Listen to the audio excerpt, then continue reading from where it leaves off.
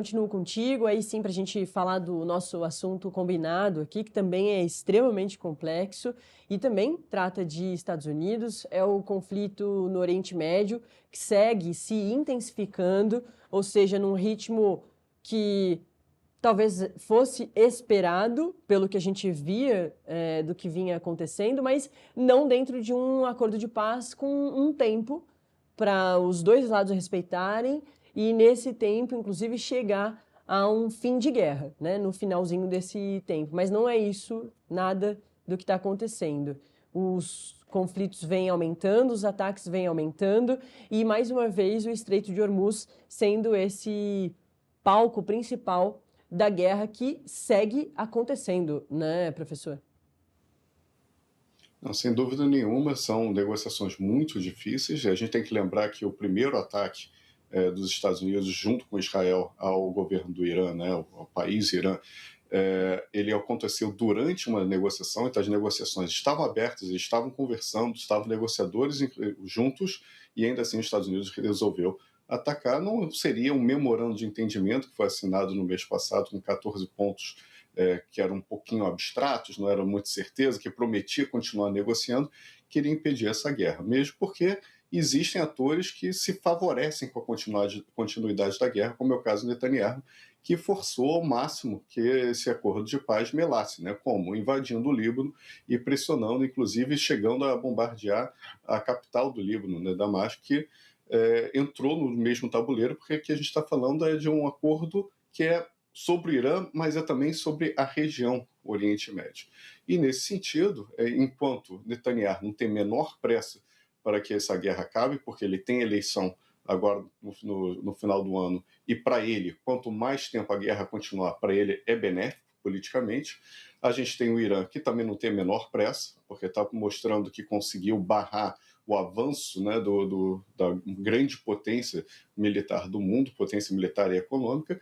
Por outro lado, a gente tem o Trump, que para ele a continuidade da guerra não é benéfico, porque também tem eleições agora e ele está sendo muito criticado por não conseguir resolver essa guerra rápido, por não ter conseguido diminuir o custo de vida, né? Pelo contrário, essa guerra faz uma pressão inflacionária em todos os preços dos Estados Unidos, e com isso ele perde votos ali. Né? Então a gente tem esses dois, três, né, jogadores nesse grande jogo de xadrez que a gente está vendo do Oriente Médio, e para alguns, por exemplo, para o Irã agora, não precisa vencer militarmente os Estados Unidos. O objetivo do Irã não é bater de frente e ganhar militarmente, porque ele não tem capacidade disso. Ele quer deixar essa guerra custosa demais para os seus adversários e, com isso, né, ganhar pela exaustão do adversário. E isso ele está sendo muito eficiente. Exatamente. E, de certa forma, surpreendente, né, professor? Preciso chamar mais um intervalinho, mas a gente continua juntos aqui. É o intervalo para quem está com a gente pela Smart TV. Daqui a pouquinho, todo mundo volta a se encontrar com a gente aqui no nosso canal no YouTube. E eu, professor, a gente continua ao vivo aqui em Metrópolis TV, no nosso canal no YouTube. Até daqui a pouco. Professor, queria que a gente falasse sobre as surpresas, talvez, que o presidente Donald Trump tem tido com a guerra toda e também até mesmo, talvez, o Benjamin Netanyahu. A questão do Estreito de Hormuz não dá para dizer que eles foram completamente surpreendidos, que o Irã ia fazer essa resposta utilizando o Estreito de Hormuz. Mas talvez toda a substituição muito rápida das pessoas que foram mortas, inclusive o Ayatollah Ali Khamenei, que foi agora enterrado depois de tanto tempo ali de espera para esse funeral acontecer, foi uma substituição muito rápida. O Irã se reorganizou militarmente, na política também, e continuou fazendo todos esses revides em bases militares americanas, diretamente em Israel, que está muito mais próximo do que os Estados Unidos, né, que estão bastante distantes do Irã. E agora, com o funeral, a gente viu uma mobilização social muito grande. Acho que a gente começasse a falar, principalmente a partir daí, dessa mobilização da população iraniana acompanhando o funeral, pedindo a morte, a vingança e a morte de Trump, a morte de Netanyahu. Milhões e milhões de pessoas, não só no Irã, mas também no Iraque. E essa era das dúvidas que tinham surgido lá atrás, quando a guerra começa, inclusive com uns iranianos muito confusos sobre, agora talvez a gente consiga se livrar desse regime, não foi o que aconteceu, e muita gente preocupada com a sua soberania nacional. E a gente vê que a população foi às ruas quando pôde para fazer a despedida e um número muito grande de gente na rua. Precisamente. Quando que os Estados Unidos ele foi pego, a gestão Trump foi pega de surpresa, mas talvez tenha sido uma incapacidade de prever algumas coisas, né? Então, por quê? Historicamente, né, o que a gente vê no mundo é que quando existe um ataque, né, de um agente externo de outro país ao seu, sua população se une para favorecer, para contrapor esse inimigo externo e acaba criando uma maior coesão interna. O que a gente está vendo é o resultado que acontece em quase todos os países que são atacados. A população se uniu entre eles, né, para se opor ao grande inimigo, que é os Estados Unidos, que está, na visão deles, atacando sem menor justificativa, porque o Irã nunca foi uma ameaça aos Estados Unidos, ele é uma ameaça a Israel. Ele não tem capacidade de atacar os Estados Unidos, mas sim a Israel, e por isso que essa guerra está acontecendo. E é um tiro no pé para os Estados Unidos, porque se o objetivo dele era derrubar o governo estava sendo largamente contestado nas ruas, né? Pelos estudantes, pelos comerciantes, porque a inflação estava muito grande, a moeda local estava extremamente desvalorizada, não estava conseguindo ter um comércio pujante lá naquele país, ele estava sendo muito contestado, havia fraturas claríssimas no governo, e agora o que aconteceu foi uma união abraçando o governo para que talvez essa guerra tenha garantido pelo menos mais uma década de vida do regime dos ayatollahs, que estava em crise.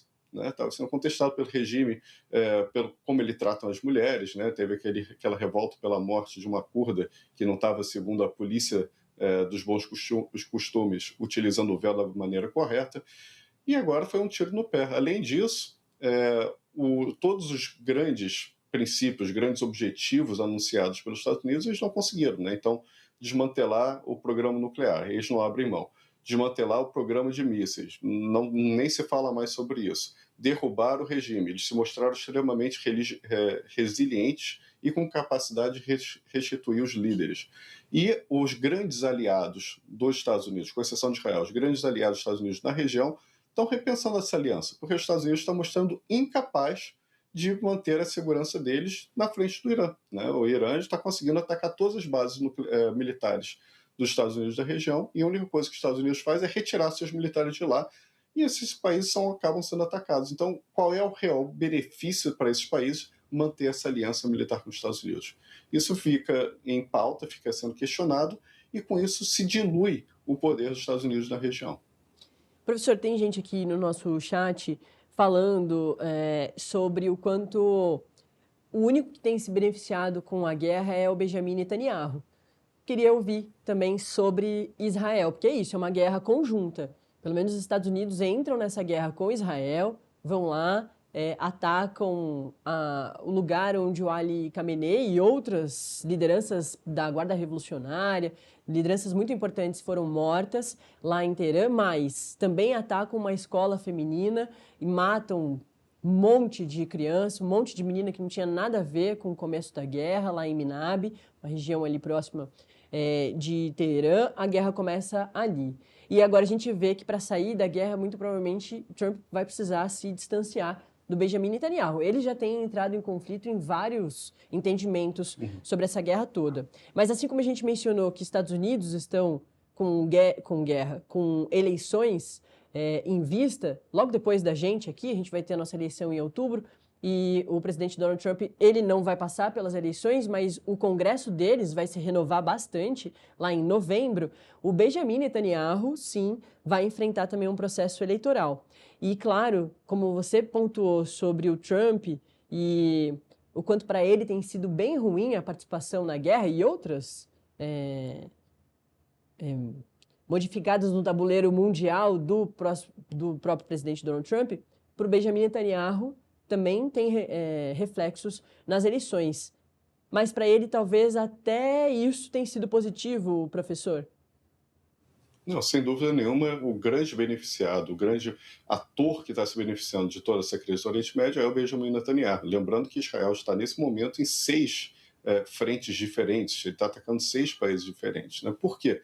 Porque o Benjamin Netanyahu é uma raposa política da política israelense, ele está no poder, né, saiu, voltou há muito tempo, e ele está enfrentando várias crises judiciais, inclusive. Ele está com grandes processos de corrupção, de abuso de poder, e se ele sair do cargo do primeiro-ministro, ele vai ter que enfrentar o setor judiciário, né, esse poder judiciário que está indo contra ele, porque no momento ele está com grandes poderes por causa dos conflitos. Então a manutenção da guerra para ele é muito benéfica para a sobrevivência política e também para a política do partido dele. Né?